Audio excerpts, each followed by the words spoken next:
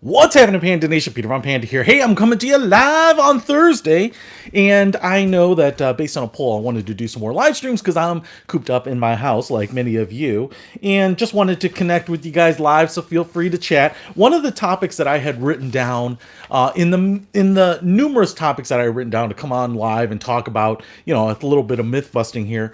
Things like, does recycling really matter? And one of those topics was, what did the historical figure in the Christian religion, Jesus, really look like? And this is something that I had gotten some information on years ago and, kind of poked around a little bit on my own. And then I kind of went more down the rabbit hole as I was trying to answer this. And then I realized that if you are familiar with the Christian calendar, today is April 9th. It's actually Maundy, Thursday of Holy Week, which tomorrow would be Good Friday, and then Sunday is Palm Sunday, and it's the Resurrection, Easter, those types of things. Middle Eastern, I assume. Horn? Spoiler alert! Yeah, I think you're right. And what I will say here is I may get some of this stuff wrong. I'm certainly not a biblical scholar at all. I am just kind of reading and sharing the information that a lot of other people have done, kind of standing on the backs of others. So if I get something wrong, please correct in the comments in the chat here. Would love to hear your thoughts on this, your experiences on this, and I just kind of want to show you what we think Jesus looked like, and then what scholars and historians think Jesus looked like. And doesn't really matter. It probably doesn't, but it's just kind of interesting because I think the truth is always more interesting. So, like I said, I may have some of these wrong, but first of all, I have this picture here, and this is a typical picture of Jesus, depending on what you know him as. Jesus is a cool dude. There he is. He's looking pretty fly right there. This is kind of the traditional picture that I think most people think of when they see Jesus. And it didn't dawn on me as a kid. But what's up, Andy? Hey, you made this one, man. Glad you're here. But this particular picture, or some variation of it, has kind of been around for ages in artwork and churches and religious iconography. The kind of the long flowing hair, the beard, well groomed, maybe tall, kind of slender, muscular, maybe at least physically fit. Good looking, I would say. And in this case, very white as well. And I think this is something that kind of everyone tends to do. They kind of put people into their own race, or, put them in their own image. And is there anything wrong with that? I'm not saying there is or isn't. It's whatever people kind of interpret it as. And what we don't have is any DNA or photographic evidence. And what we really don't have, surprisingly, is a lot of written or historical evidence either about what Jesus looked like, particularly in the Bible. And I think some people actually say that that's intentional because the Bible is supposed to be very, race agnostic, indifferent. He's all three. If Jesus was alive today, might be a cool surfer dude. Yeah, that's what he looks like there. I'd say that's a guy who looks like he surfs. Yeah, Korean Jesus. Korean Jesus don't want to hear about your problems. So I just wanted to kind of look at what the historical record might say he looked like, and could you make the argument that those pictures should be replaced with something that may be more historically accurate as opposed to something that's just maybe comforting? So, all right, there's what we think Jesus looked like, and you probably know that when you bring it up, that's the kind of the image that a lot of people look at. Now, one of the things that I thought would be most interesting, especially from the Christian background, is what does the Bible have to say about it? If the Bible is the unerring word of God, and it says and gives description of what Jesus is like, then most people, from the Christian side would probably agree Jesus was a biblical figure in some historical records, a couple thousand years old, which isn't that long ago in human history. But I will tell you, I printed out this long list of all the Bible verses that reference Jesus's look, and I'm talking about Jesus Christ, not God and the Holy Spirit and all those other things. And there are a ton of Bible verses. However, you will see I don't have any highlighting on any of these because they generally don't really give anything about the physical appearance. I mean, I'll just go here. Let me just pick a random one here, a short one. And the Word became flesh and dwelt among us, and we have seen his glory as of the only Son from the Father, full of grace and truth. I mean, there really isn't much in the description there. I mean, they picked this verse out because it says, as the Word became flesh. Okay, so that what they're talking about there is Jesus being sent by God to earth and becoming flesh. that doesn't give us really any description. Now, there were a couple, as far as I could tell, that had some description, and I think it gives us some indication of what he was like, but not very specific. So Isaiah here says, "For he shall grow up before him as a tender plant, and as a root out of dry ground. He hath no form nor comeliness, and when we shall see him, there is no beauty that we should desire him." So, reading a little bit about that, I think what people are saying there is that he is totally blah. He's totally bland. There's nothing about him that's particularly attractive. I think you could make arguments based on some of the other descriptions that he is. He's not attractive, but he's not necessarily ugly. He's totally bland. And in fact, having read some stuff on the CIA on another project that I was going to share with you, that is actually what people want in spies. So the Edward Snowden thing is kind of interesting because he kind of is like this he's not ugly, he's not good looking kind of a thing. And when I saw that the news was breaking and he was saying he was a spy and all that, and I saw that picture, I immediately kind of thought of that thing about the CIA that I read, that they want people like that. They don't want people standing out. The characters that you see as James Bond, like good looking people, would never be spies because they're too good looking. So anyway, so that's kind of how I'm pegging Jesus, is that he's not good looking, but he's not bad looking. And in fact, one of the reasons that you might not think he's bad looking is that he wasn't scary to anyone. There are some, they're not very specific, but there are a couple Bible verses where the children run to him for stories and things like that. And I think if he were an ugly person or a scary looking person or intimidating, those types of things might be recorded a little bit. It's hardly very good evidence, but it's just saying that, people weren't intimidated by him or scared. So he didn't have a face that would turn off. In fact, sometimes he was described as like warm and compassionate and those types of things. So I just think very middle of the road, nothing, and there's more evidence of that.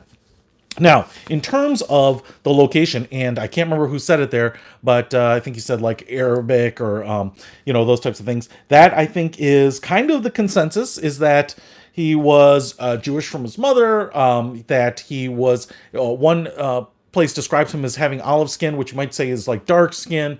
You would kind of think of that as somewhat Mediterranean. Some people are saying that it looks like probably the best analog for him would be like Iraqi or Persian, or Iraqi, I guess I think was the description of him at that time, which would make him a little darker skin, dark hair, dark eyes, those types of things. And that's probably what you'd expect, and probably quite a bit different already from this, right? Just from the skin tone alone. What we also know apparently about this 2,000 years ago is that from archaeologists and forensics archaeologists is that the average height and weight of men of his size was about 5'1" to 5'5". So pretty short based on what we think right now. And then again, me walked down the sun line, got 10. I agree with you. And actually that's, would he have gotten there? That he was a laborer, so we'll kind of get there, but he would have been dark skinned anyway, and he would have probably been in the low 5 foot range, and he would have probably been about 110 pounds if he was totally average, which is what, like I said, his looks suggested. So on top of that, there are some references because that he was totally nondescript, even among his friends, that he might have been right in that range, maybe even a little shorter, maybe about 5 feet. Some people are saying that he was about 5 foot, 100 pounds, but that they are saying that because of some of these other descriptions, he got violent at some point, turned over tables, he stood up to soldiers, those types of things, that they're saying that he was stronger. I'd say that I don't know that his behavior there necessarily translates to something that we can assume about his looks or his physique, but I would say that probably the best argument that he was maybe stockier, stronger, is that he was a carpenter and a fisherman, and those are manual labor jobs, and that he would have probably been in pretty good health. Not necessarily huge, but maybe like what we kind of think of as like stocky or fit, those types of things. The other thing here is that, as Andy mentioned, he looked like a Middle Eastern construction worker. Yes, very good. Yeah, no, and Drac 68, that's to Andy's point here, is that he was a laborer and that he was out in the sun. And one of the things, and this is a weird association to make, but I loved watching that show for a while. Oh my gosh, now I can't think of it. The crab fisherman up in Alaska. Someone will remember the name of the show. It's like Discovery Channel or something like that. it's like ice road truckers, but fishing, and you think about those guys, the fishermen on there, the greenhorns, these are guys that are out doing a lot of labor fishing. Deadliest Catch. You're right, Drag 68. Good call. Deadliest Catch. Those guys are out there working, laboring, focusing on the work. It's dangerous work. It's physically exhausting work. You are not out there to like groom yourself. It doesn't matter what you look like. None of that really matters. And I kind of think of like that as probably the mindset of, Jesus and those types of people, because, they're trying to make a living during the day, feed themselves and those types of things. They're out in the sun, no sunscreen, those types of things. So they're probably aging pretty fast compared to a lot of people in modern society, looking probably a little darker, having work calluses, those types of things. There's a biblical description of his hair that would call it woolly, and what some people are saying is that it would probably be short, because in the Jewish tradition long hair was not allowed, so it probably would have been short. And when they were saying woolly, it was probably slightly curly, matted against his head. And so it would look a little nappy, might be a good description, kind of like mine is right now, because I can't get a haircut. But so it would kind of be a little matted, and that's probably pretty typical. He would probably have facial hair. What's happening, King Plex? Welcome. Because the Jewish men would have facial hair, while it probably was not groomed like, the nice beards of today. It would probably also be a little matty, but it probably wouldn't be long and flowing, and probably would not be quite like as regal and as well-defined, may or may not be, depending on genetics. So there's that. So he would have short hair, a beard. He would probably been short and stocky. And in fact, I think I may have said this, but when he was betrayed by Judas, which is a story we know, we have the term Judas, I think in the Garden of Gethsemane, Judas was bringing guards back to arrest Jesus, and they had no idea who he was. So he had to actually point him out. So what that also suggests, kind of indirectly, is that he was totally bland, unidentifiable by a bunch of other men of his time, right? So he was not tall, good looking. And when you think about someone who's starting a movement, in terms of Jesus's movement, it would have been Christianity at the time, Judaism to Christianity. When we think about, leaders like the Nexium leader, or the Waco guy, well, I can't think of his name right now either. Bro, he would look like we're African Arab. That's an interesting thing. I did kind of go down that route. You're saying African. There is some indication that he would have been African. There was some description of, his features being more bronzed and stuff like that. And I don't know anyone can say for sure, but I think what I'm trying to make the point here is that kind of this iconic, white Jesus, the Jim Caviezel look, is probably pretty far off, not only on, skin tone and hair length and feature set, but also on height and build and all that. And so he's just kind of, I can't remember who said it here, but like a construction worker. I think that's an apt description for him, right? So Jesus had to point him out. So he wasn't a standout guy by any means, even of people of that era.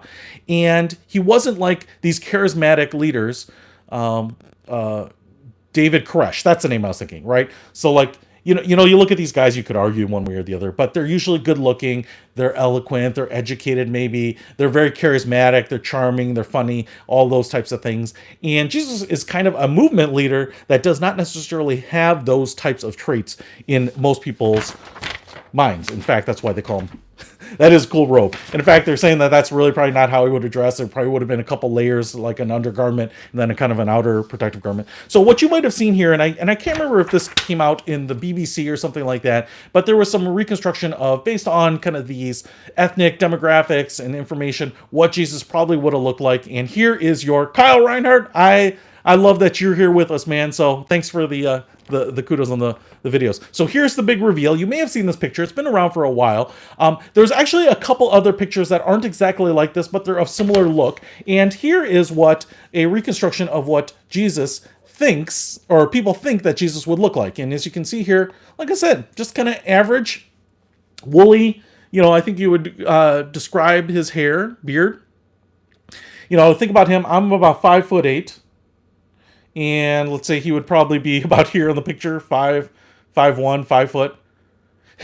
Yeah, Envy, no one worshipped with that too. It's kind of funny because it's like, what does that do to the institution of Christianity? In many ways, it shouldn't really matter, right? So if you take down those iconic pictures of Jesus and put up this dude as being short, maybe kind of stocky, kind of like, this guy's got a kind of confused look, but, he probably would have had a little bit of a smile like, because I said he was friendly and compassionate. You can, you can friendly him up a little bit, but this is probably the most accurate look. And I guess the question is, does it matter, right? And if it doesn't, then why not just have the most accurate picture? And I think about it because, and not to beat up with Christianity or any religion here, but it's like when we think of people being nice to people, right? We often don't think it's usually easier when you find that person attractive, right? I think there's something really anonymous. Sorry to say, but I disagree, Kyle, right here. Yeah, these are a little odd. These live streams probably would not happen without the coronavirus quarantine, because I just probably wouldn't even have time during the day. But what I think here is interesting about it is that would we ever switch? Would we ever take these pictures and drop them for these pictures because these are more accurate? Or is it just more about what gives us comfort, even if it's not accurate? I don't know. I'm not, and basically what I was saying, and not to beat up on any religion or anything like that, but it's like, it's kind of easy to help people that don't threaten you, that you feel safe with. But, I think it's harder in many cases to take that anonymous person, the one that looks different or whatever. And in some cases, would people even welcome this person, say to worship with them, be charitable to them, or would they just kind of gloss over and ignore them? I don't know. I'm just posing it as a theoretical question. But if this is what Jesus looked like, and you had your choice of helping out two different dudes, right?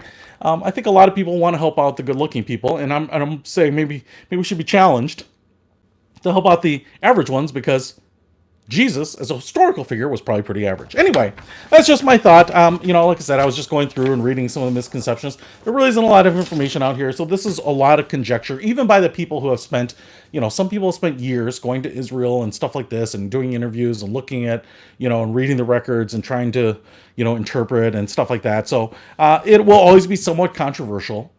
And the reality is, let's say Jesus ever comes back and he comes back exactly like this, and he's like, that's what I look like, dude. 2,000 years ago, that's what I look like. Well, then that's the right picture. But like I said, does the image even matter? Yeah, just an Adonis. So, Horn Sour, appreciate all you guys just hanging with me here. Just kind of went down that rabbit hole, wanted to share it with you real time. Just thought it was kind of interesting, because as I realized that this is Easter weekend for most people, and we're all probably holed up in our house. Let's see my dudes being tossed around here. Maybe not what we look like, but still. Yeah, no, I don't know.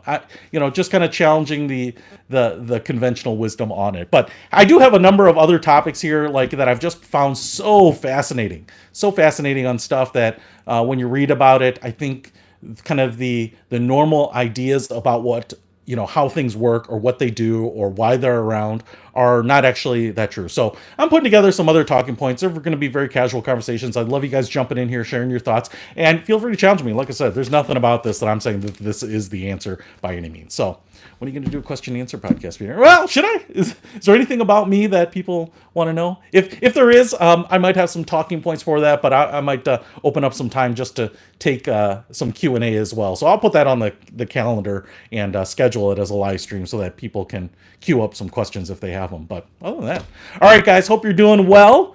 Hope you're staying entertained. Oh, you're not entertained.